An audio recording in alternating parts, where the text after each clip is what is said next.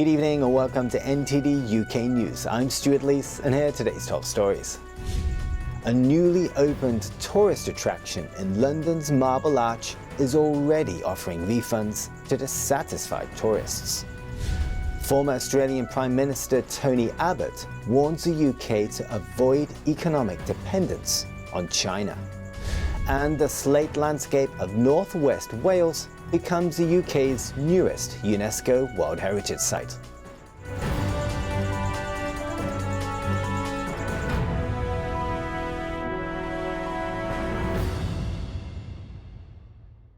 A new temporary London attraction that opened this week is under fire for not being finished and is offering refunds. Westminster Council commissioned the Marble Arch Mound and say elements of the site are not ready for visitors. NTD's Noel Woodrow brings us this report from Marble Arch.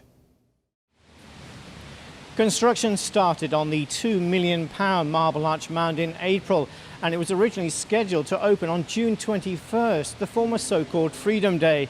But it missed the deadline, and it finally opened this week with teething problems. The 25-metre-high Marble Arch Mound is located on the corner of Hyde Park and is a part of a wider £150 million programme of public area improvements. It was planned by Dutch architect company MVRDV and is designed so that once visitors ascend the winding 134 steps, they are met with unique views of the capital's Oxford Street, Hyde Park, Mayfair and Marylebone. Lockdowns have hit retail in the area and some units have had to close. The local authority hope the mound will entice people to visit location and do some in-person shopping rather than shop online. In the heart of the mound, a hollowed-out space will be used as a cafe, shop and exhibition space. However, the lush green and inviting projected design is somewhat lacking at the current moment. We asked passers-by their impressions of it. I was really optimistic about it at the start because I thought it would be a nice draw card, but it's turned out to be a little bit of a letdown, actually. I thought it was going to be a lot better. He thinks it won't attract people how it is. There's a busking pitch right there. I think that would be a better draw card, but essentially it's been wiped out by this thing. So they've taken away what could be live grassroots entertainment and replaced it with a grass pile. This lady has been out of the UK for 2 years and didn't know about the mound. Knowing now that it's a viewpoint over the park, I think it's great. Hyde Park is absolutely gorgeous, and if you can get a view from it from above, I think why not? And about the £2 million price tag. I mean, I don't know what's inside, but I think anything that gets you to view London from a different angle has to be a good thing. This gentleman was taken with the design. Well, it's definitely striking. I think artistically it's interesting with the geometric shapes, but it's looking a bit bare at the moment. I think if they'd left it a while and they created a bit more interest with the bushes and the trees, it might be a bit more appealing. And I do think it overshadows the Marble Arch a bit, which kind of defeats the object of attracting people to the area. Visiting the mound costs between £4.50 and £8. Westminster Council has said those visiting over the rest of the week will be offered a refund and a free return ticket so they can see the mound at its best. The mound will be open until January 2022. Westminster Council say they are sorry for the delay and working hard to resolve things over the next few days. Neil Woodrow, NTD News, London. The UK needs to be wary about its relations with China and should avoid becoming economically dependent on Beijing. That's according to Tony Abbott, former Australian Prime Minister and now a trade advisor to the UK government. NTD's David English has more. Board of Trade member Tony Abbott has warned the UK of handing Beijing too much power. Speaking at the Policy Exchange think tank, Abbott says China is weaponising trade and behaving aggressively in a new Cold War. After 40 years of bide and hide, China is asserting itself aggressively in what's at best a cold peace and more likely a new Cold War, only against a strategic competitor that's far more formidable than the old Soviet Union because it's been increasingly embedded inside the global economy and can bring economic as well as military pressure to bear against its targets. Abbott says China is likely to be the challenge of the century for the West. He said the UK should be much more careful about becoming economically dependent on Beijing, as the regime sees trade as a strategic weapon. Abbott was Australian Prime Minister from 2013 to 2015 and was appointed last year as an advisor to the UK's Board of Trade. As Australia has found, the Beijing government sees trade as a strategic weapon to be turned on and off like a tap, to reward friends and to punish foes. In my judgment, it should be every business's concern to minimise the critical place that Chinese intermediate goods might have in our supply chains, lest they be denied just when they're needed most. The intervention comes as Prime Minister Boris Johnson faces growing pressure from some Conservative backbenchers to cool links with Beijing amid security concerns. The UK government has already decided to strip Chinese technology giant Huawei from the domestic 5G network. International Trade Secretary Liz Truss said she did not think there was full transparency when it came to the dealings with the Chinese regime. Well, as I've said, I believe that there are currently practices going on, particularly in global trade, that need to be challenged. The Prime Minister has also asked National Security Advisor Sir Stephen Lovegrove to examine the potential sale of Welsh microchip manufacturer Newport Wafer Fab to Chinese company Nexperia. Abbott said it would be unwise to sell UK technology firms that aid China's interests. He says he's not advocating a retreat from free trade, but the West should be wary of regimes that see business as politics by other means. David English, NTD News. In a case that has long-term implications for Hong Kong's rule of law, the first person charged under the region's national security law was found guilty on Tuesday in a trial without a jury.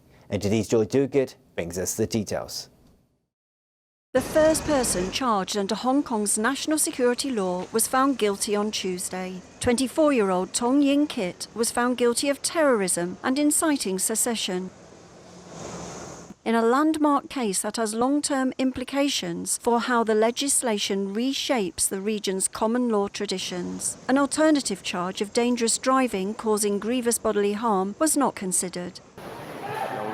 Tong, a former waiter, is accused of carrying a flag with the protest slogan, "Liberate Hong Kong, Revolution of Our Times," and driving his motorbike into officers during a protest last year. The charges could lead to a prison term of several years to life. His sentencing will be announced at a later date. His trial tests the limits of free speech in Hong Kong, as prosecution and defence argue over the meaning of the slogan, widely used during the region's mass protests in 2019. Pro-democracy activists and human rights groups see Tong's case as a departure from Hong Kong's common law traditions, since he was denied bail and a jury trial. The three judges at Tong's trial were picked by Hong Kong leader Carrie Lam to hear national security cases. Both Beijing and Hong Kong's governments have repeatedly said the security law was necessary to bring stability back to the region. Joy Duguid, NTD News. The UK plans to send out its first shipment of promised COVID-19 vaccines on Friday to Commonwealth allies and vulnerable nations. NTD's Joy Duguid has the story. Foreign Secretary Dominic Raab says the first batch of excess COVID-19 vaccines from Britain will be shipped off to vulnerable nations and Commonwealth allies later this week. Leaders of the major industrialised nations at the G7 summit in Cornwall pledged more than 1 billion doses of vaccines to poorer countries. We recognise the importance of making sure everyone's safe. We won't be safe until we're all safe, but also we're demonstrating global Britain as a life-saving force for good in the world. Raab says the first batch of vaccines is for countries in the Indo-Pacific, such as Laos, Cambodia, Indonesia and Commonwealth countries such as Kenya and Jamaica. He says the UK wants the world vaccinated by the middle of next year and encourages other countries to contribute, calling it a moral duty and in all our interest. We know on current trajectory that the world would only be adequately vaccinated by 2024 at the end. We want to get that date back to the middle of next year. That will make a massive difference. The UK has promised 100 million doses of vaccines from now to next June. Raab says the first shipment includes 5 million to be distributed via the World Health Organisation's COVAX scheme and another 4 million distributed bilaterally. Joy Duguid, NTD News. A group of concerned journalists say views critical of the official COVID-19 narrative have been censored in the mass media. They say the public are only given one scientific truth. Many of the journalists want to remain anonymous, but we have interviewed two who were willing to speak. NTD's Jane Well brings us this report. Almost 30 journalists have come together to counter what they say is censorship of views critical to the official COVID-19 narrative. They say the censorship has taken different forms and the public has the right to know the truth. My main concern with the censorship is that the public are not being well informed. They don't, even to do with the vaccines, they're not getting informed consent. Informed consent is you need to know all the risks involved. That has been completely downplayed. So they're only hearing one version of the truth, the one version. So that's very dangerous. Also, fear-mongering has been going on with the mainstream media. Now, if you look at the early minutes of the SAGE meeting done in the UK around March 2020, there was actually, they did a table of the key points they wanted to address and use media to increase sense of personal threat was highlighted as a tool that they need to do. So this has already, it's almost like a psychological warfare has been unleashed and the mainstream media has done its, they're doing its bidding. Among the group of journalists, which is called Holding the Line, Journalists Against COVID Censorship, is former BBC journalist Tony Gosling. He says one of the scandals is the failure of the press to look at treatment for COVID-19. Well, when we're talking about censorship, this is not a light term to use. Ivermectin, chloroquine, vitamin D, zinc have all been censored. We haven't seen any kind of pushing and promotion of this in the mass media, apart from a tiny bit in the Daily Mail, at all. And as a result, we've seen potentially tens of thousands of people die unnecessarily. And that's why this is such a serious issue. I know that some people want to remain anonymous. So can you tell me a bit about that? Well, there's very good reasons why people have to remain anonymous. If anyone knows how journalism works nowadays, we've got official guidance now at the BBC, which is saying that people are not allowed to express their views outside the corporation. And if they do, it can be a sackable offence. Now, that's fairly new. And it's certainly in the old days, in traditional free journalism, journalists can express their views whenever they wish, and they don't necessarily have to face any kind of disciplinary or sacking. I think if you were to publicly have a go at your boss, for example, that's one thing. But if you're just saying things like, well, I don't think I'm going to have this vaccine and this is why, then why is that a sackable offence? If you go along to a rally as an interested person to see what's going on, why is that a sackable offence? Of course it shouldn't be, but they are becoming sackable offences. But Fiona Fox of the Science Media Centre was quoted in the Press Gazette as saying, "There are lots of issues that the media hasn't, I don't think, informed the public well about, but on COVID, I think they have." The Science Media Centre weren't able to speak to NTD before deadline. The trade body News Media Association that campaigns for press freedom and freedom of expression didn't respond in time for deadline. Jane Werrell, NTD News, London. The Slate landscape of northwest Wales has joined the likes of the Taj Mahal, the Egyptian pyramids and the Grand Canyon to become a UNESCO World Heritage Site. It's the UK's 32nd site on the prestigious list. NTD's Eddie Aiken has more on this. The Welsh Slate landscape was granted the World Heritage status at a meeting of the World Heritage Committee on Wednesday. It becomes the UK's 32nd UNESCO World Heritage Site and the 4th in Wales. Welsh First Minister Mark Drakeford said he was thrilled by the news. He said this is a time to celebrate Slate, its history and its strong future. Slate has been quarried in the area for more than 1,800 years, but it was not until the Industrial Revolution that demand surged.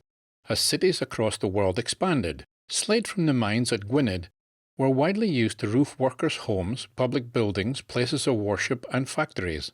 By the 1890s, the Welsh slate industry employed 17,000 workers and produced almost 500,000 tonnes of slate a year, around a third of all roofing slate used in the world at that time. Earlier this week, the city of Bath, which was originally included in the World Heritage List in 1987, was awarded a dual designation as part of the Great Spas of Europe. But last week, Liverpool was stripped of its World Heritage status because developments, including the new Everton Stadium, were thought to pose a threat to its heritage value. Eddie Aiken, NTD News. Still to come, a European Commission announcement on reaching vaccine milestones comes under scrutiny. That and more after the break.